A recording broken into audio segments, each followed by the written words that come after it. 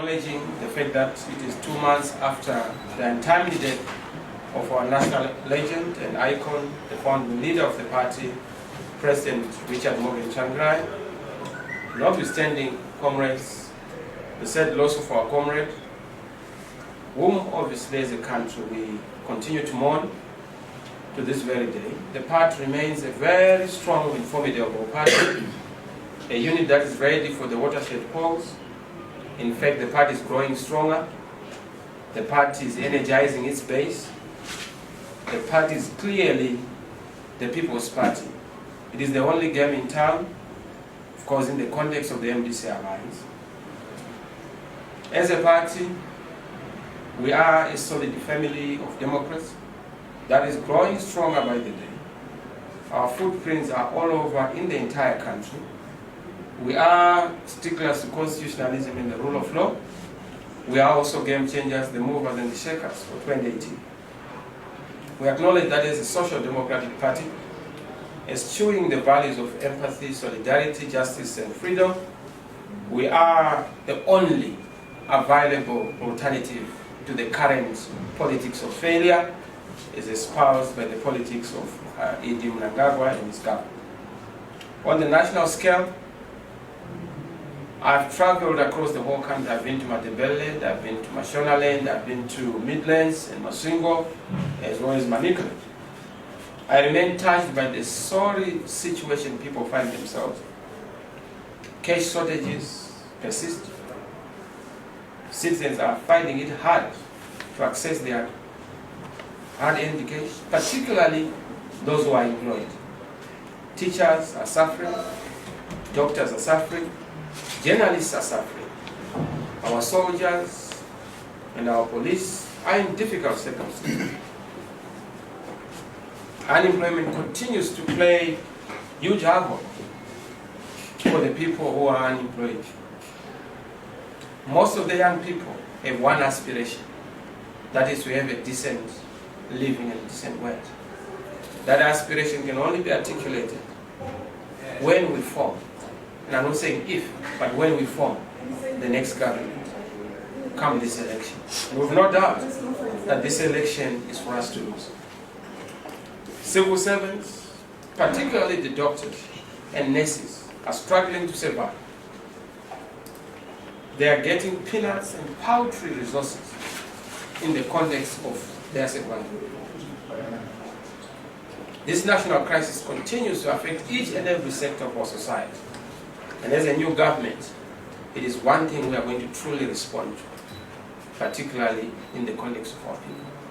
I've seen that in the rural areas we also have fundamental problems.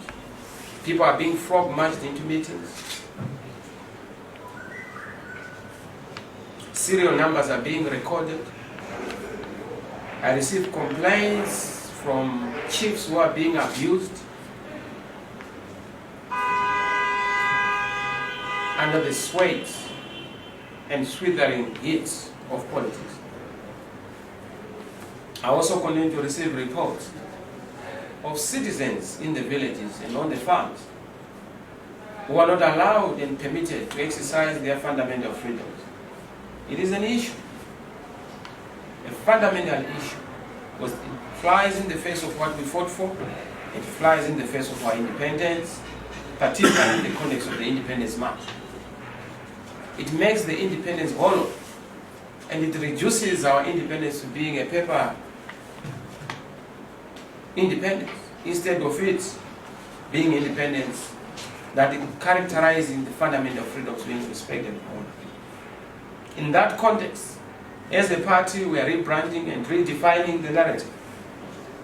And we are saying, because we are a Pan-African formidable formation whose broad mandate is to complete the unfinished business of the liberation struggle, our duty is to make sure that we safeguard the gains of the liberation struggle as a post-liberation movement, steeped in democratization, rule of law, and of course also deepening that which we are supposed to deepen, people's liberty.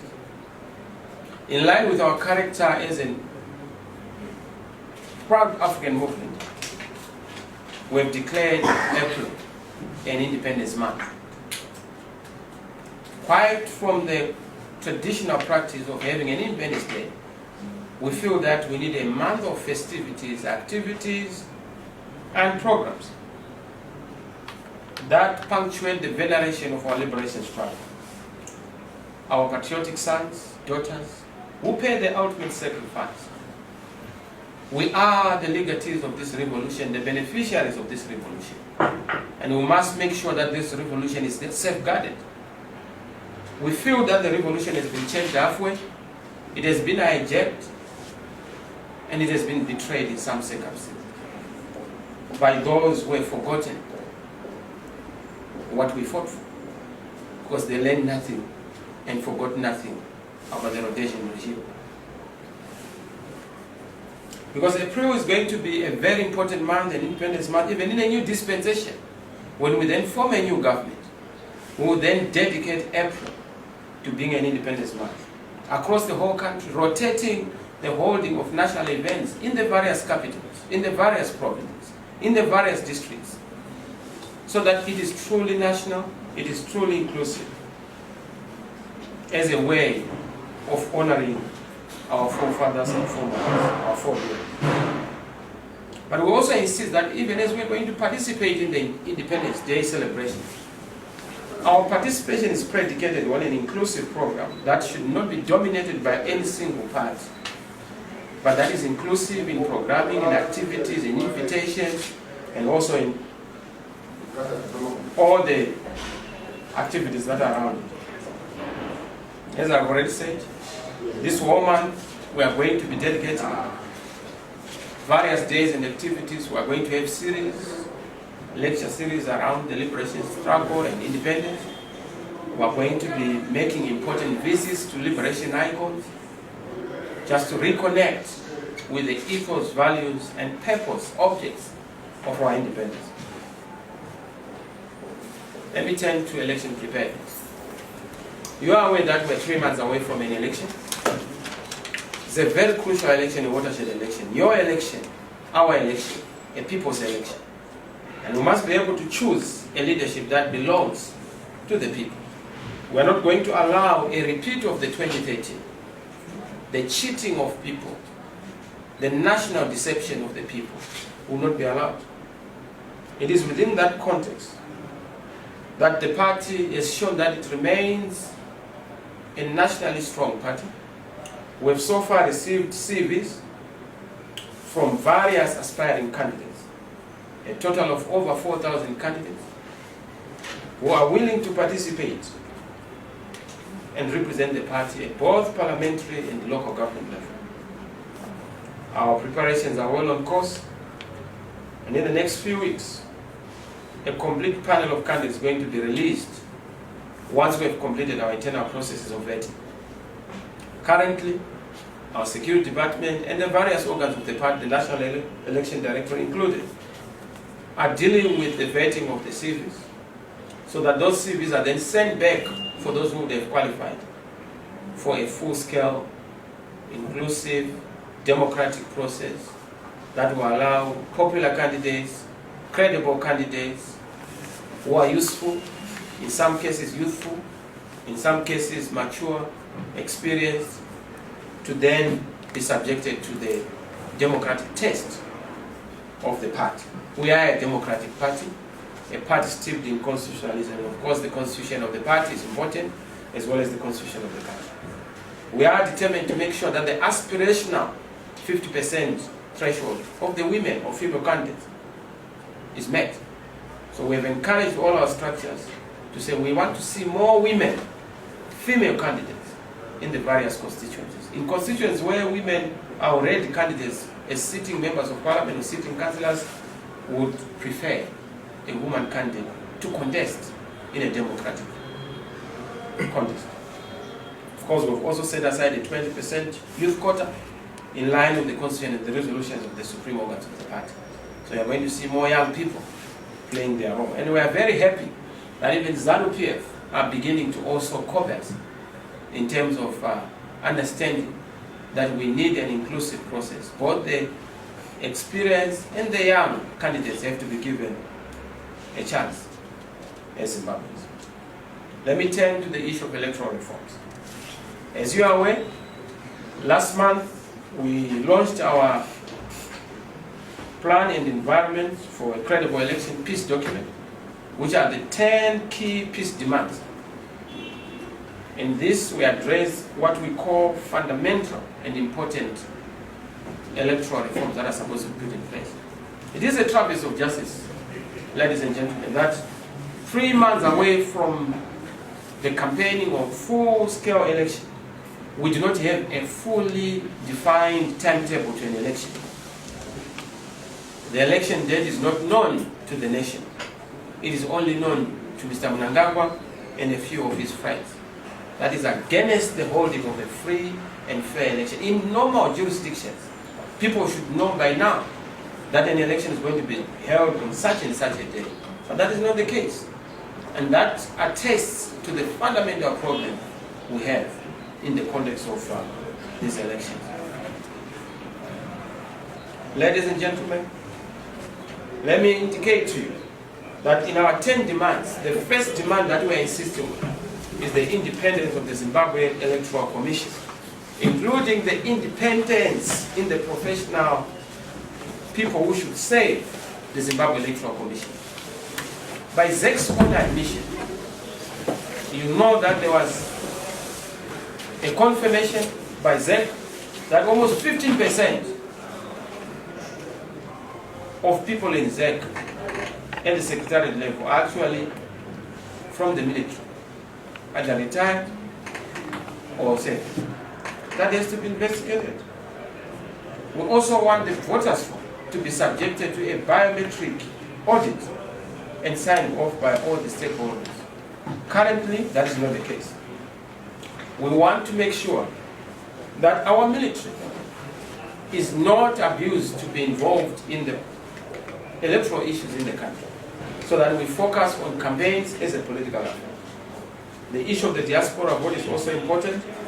We also are interested, particularly in this very important issue, the issue of the printing of ballot papers.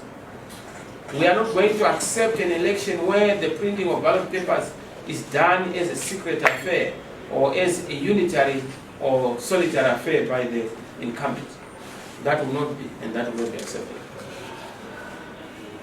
We are in the process, ladies and gentlemen, of making sure that we deal with all these fundamental issues, including the issue of violence, intimidation, particularly in the rural areas, which seems to be rampant and on the increase. Let me conclude by saying we have launched our Road to Victory, which is a Tuesday program to give Zimbabweans what our take is on the national situation. As a party, we are on the road.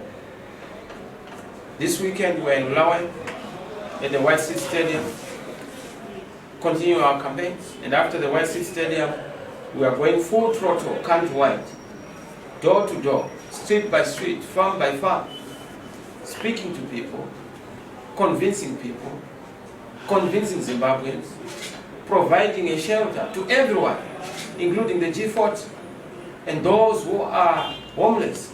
We are a good home for all those who have been deprived of their shelter, because we are a people's party and we are a part of excellence. Like I said, we have rebranded, we have revamped this movement, and we will continue to do so.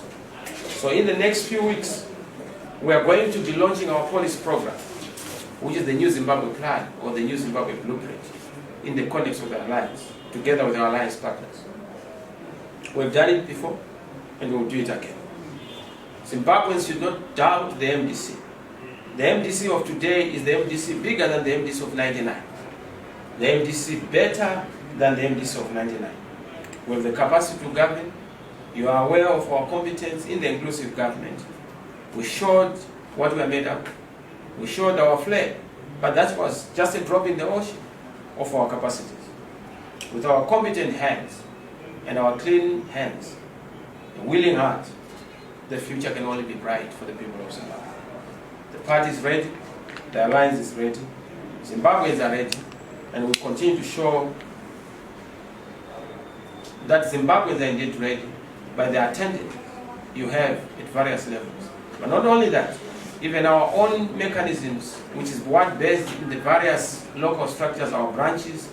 Of all the 16,000 branches we have across the whole country, the party is in full life and dynamic. We are truly on the road to victory. Thank you. Question to the chair.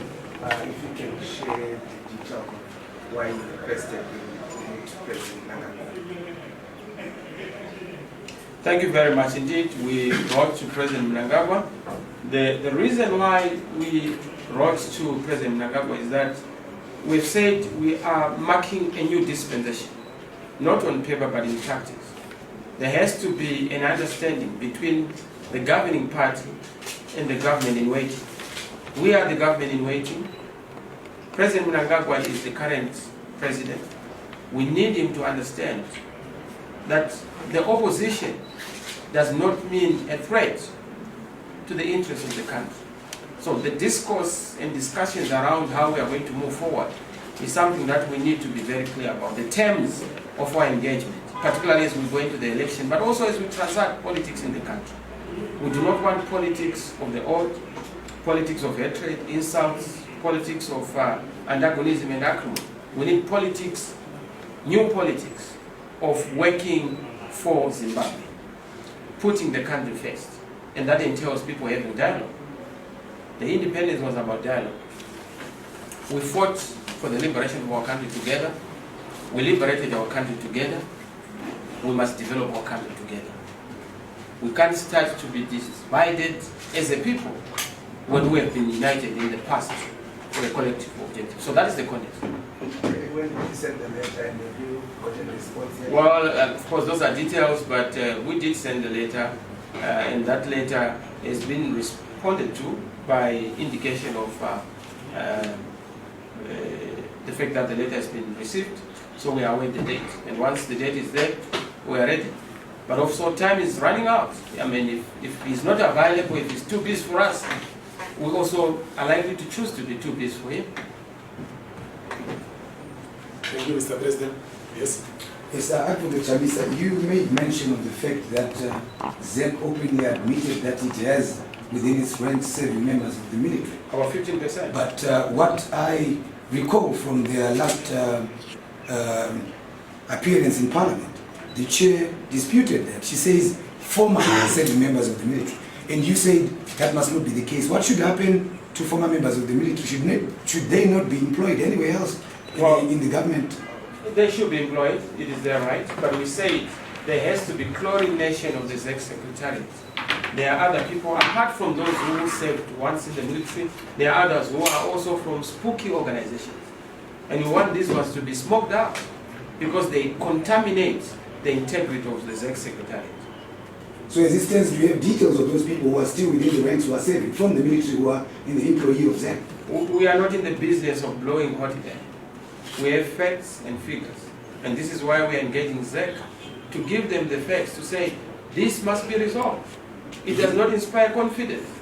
Would you care to share the names? If you are part of ZEC, we will share with you. But of course, we are going to engage ZEC and we'll give them those details. You will get them as members of the public, if they are willing to share with you. But we've done a forensic audit of who is who in the ZEC secretariat.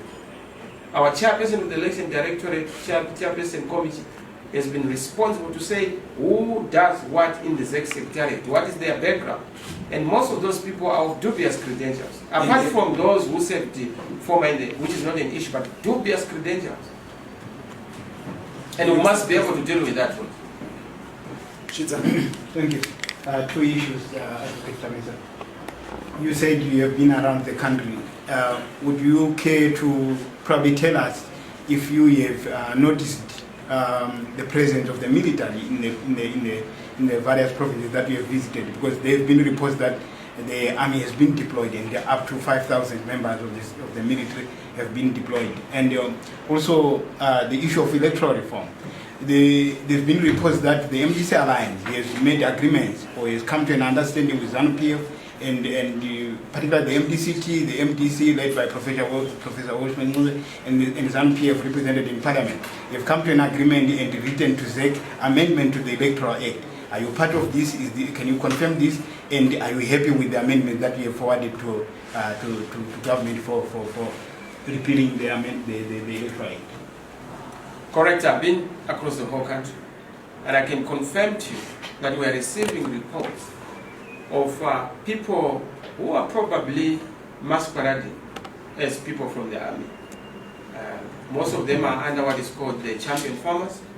Some are called the Chamisa, and we are in the process of compiling the names and lists of those individuals. They are stationed in the villages. Some are even in the rural areas under the auspices of the agri-tax officers. They are known in the communities, in my central, in Marches, across the whole country, in all the 1,009, in the over 1,958 wards. You always have somebody who is doing the coordination, and it is incumbent upon the Zimbabwe Electoral Commission to make sure that this is dealt with. So yes, this is the people who are reporting that they are called boys on leave, and we want to know why they are in the villages, because they are now coordinating serial numbers, they are coordinating and marshalling traditional leaders and crowheads into that process of collecting people's serial numbers, which is in effect a constitutional violation.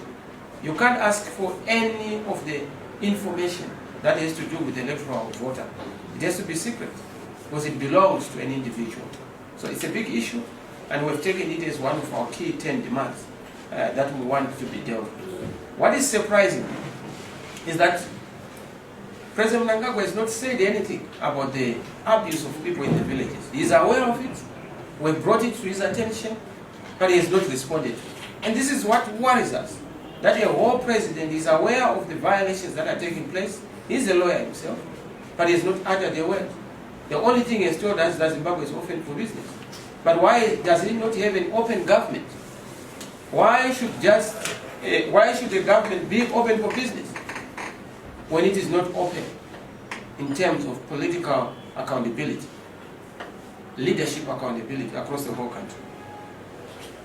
So you must also be aware that these same people who are across the whole country are telling people that we are going to repeat what we did in 2008. And people know what happened in 2008.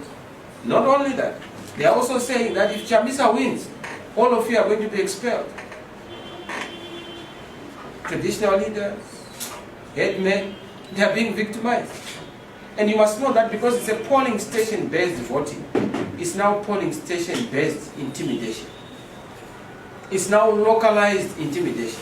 And that's why it is a problem. And we're getting these reports from our people, including those in ZANU-PF, who are saying this is not fair play. Let people campaign freely. Because they are also not free to even campaign, because they are all being forced and coerced into certain things. So I hope I've answered you on that one. The issue of the reforms, yes, we have a tripartite within the context of the parties that are represented in Parliament. We've engaged the minister, but surprisingly, when we engaged the Minister of Justice on the fundamental reforms, Ziyambi said the issue of the ballots printing is a security issue, which confirms our anxieties. All the reforms we have said are supposed to be put in place, they have not taken them on board in terms of the alignment of the laws in Parliament. And it's a big issue we are taking. They have not adopted what we have recommended. And these guys are stubborn. But they're stubborn because they want to go back to their old ways of electoral skullduggery and cheating in the elections. Because that's the only route and avenue that they count on. They do not believe in the people. That's why they want to manipulate their will. Thank you. Yes, next question. Yes. Thank you. You said MDC is rebranded. Does it mean that you're MDT from the MDC? Are you going to change the name considering the fact that Chamisa is also fighting for the same ground? What is the way forward actually? And also when you say you've rebranded, in what context? Thank you very much. Chamisa is not an MDC member. She is a former MDC member. She is an ex-MDC member. That she masquerades as MDC is none of our business. In fact, we are dealing with that because she should stop masquerading as MDCT. She has violated the statutes, precepts, and objects of the MDC Constitution by acting in an illegal and unconstitutional manner. And that is an issue we're already dealing with. So our rebranding entails rebranding in terms of the political texture and character of our engagement, not in the context of, we will not remove the MDCT, we are MDCT, and we can't rename ourselves any other way without violating the Constitution. Yes. Right, my neighbors, and long last. Advocate, ndakubvunza kuti kana kuri kuti maforms aya muri kutaura nezvawo they are not met kana kuti hapana chabuda zvinoreva kuti chii ku-election July, August, are you going to contest or not with the reforms not having been? Do you want me to respond in English or in short? Or in Devel? Chingoita ine chishona necho. Thank you very much. It takes two to tango. ZANU-PF cannot tango alone. So if they choose not to respect the need for this reform, there will not be an election in Zimbabwe. It's as simple as that. I don't know if you can explain that there won't be an election in Zimbabwe. Do you want me to explain further than telling you that there will not be an election? Yes, that's We what will not accept. We will not accept a drama of an election, a movie of an election. We want a real election, election that takes all Zimbabweans' confidence. It is not for ZANU-PF to define what an election is. It is for all of us as Zimbabweans. Like I told you, we fought for this country together, and we'll defend this country together. We will not allow one party to abuse people over and over again under our watch, because we are the people of Zimbabwe. This is not a partisan affair, it belongs to all of us. So, make no mistake about it. I've always said we are prepared to surrender ourselves before we surrender the people's will and the gains of the liberation struggle, which is one man, one vote, and the sovereign will of the people to define who their leader is. Maybe I'm going to that advocate, but what do you mean by they want to be in election? Do you want me to explain to you any further than that?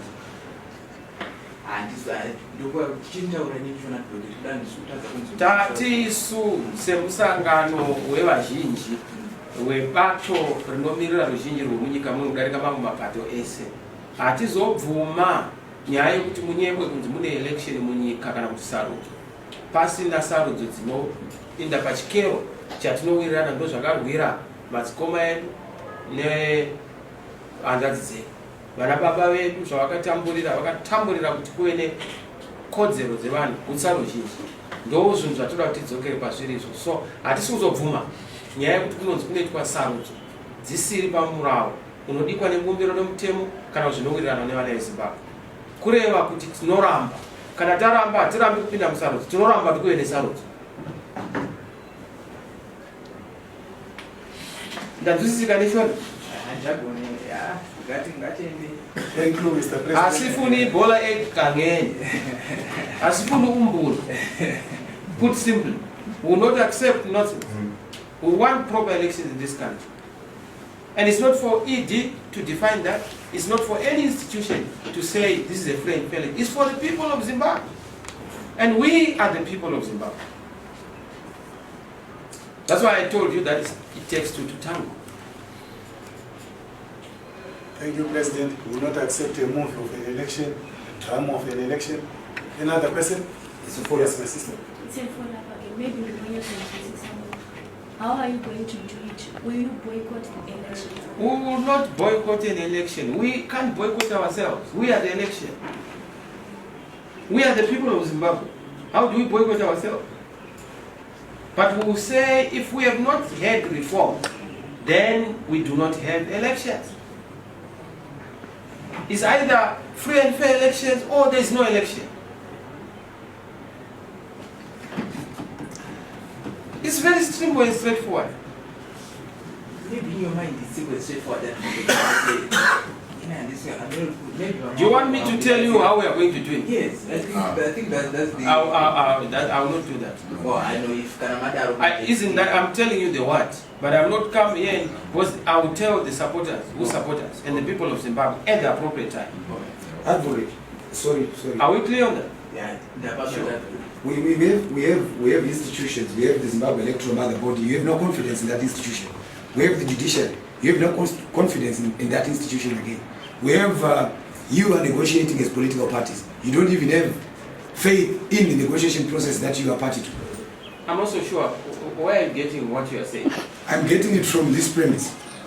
You are part of an engagement process right now as we speak. Yes. You say there is a tripartite negotiating forum of which you are party to. Yeah. Right? We have the electoral mother body, which is the overall... The Zimbabwe Electoral Commission. Yes, Yeah. yes, which presides over elections and takes charge. Right now there's a process that has been happening, which you are party to. And we have the judiciary, which if there are any other grievances that will come from the election, you still have recourse to go and try and challenge. You will not approach those. Let me just tell you, are you aware that President Tsvangirai challenged the election results in 2002? Yes. That judgment has not been out. That matter has not been 16 years later. Yes. Okay? Are you aware of that? Yes, I was aware. Yes. So those are the things we need to correct. Mhm. Once beaten, twice shy. We don't want to repeat the mistakes of yesterday. 2013, we challenged certain aspects in the court. The matters were never heard because of various technical issues and arguments that were raised. There are certain things that must be put first in terms of the context of the environment. Those issues have to be sorted out. And given that there is 3 months now, Advocate Chamisa, there is 3 months, and you are indeed a big, if we are a party with a big following in the country, we don't want to cause anxiety to the people. We want you to come out in the open and tell us what are you going to do, given that upon your own admission. The people know. We are going to be engaging the people.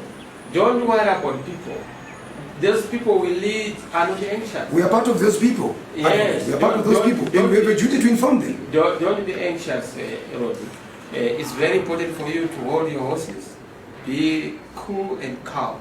We have said, let us have a proper election, or there is no election. And this is the message we are taking to any person who would want to listen to us. I've taken this message to the United Nations.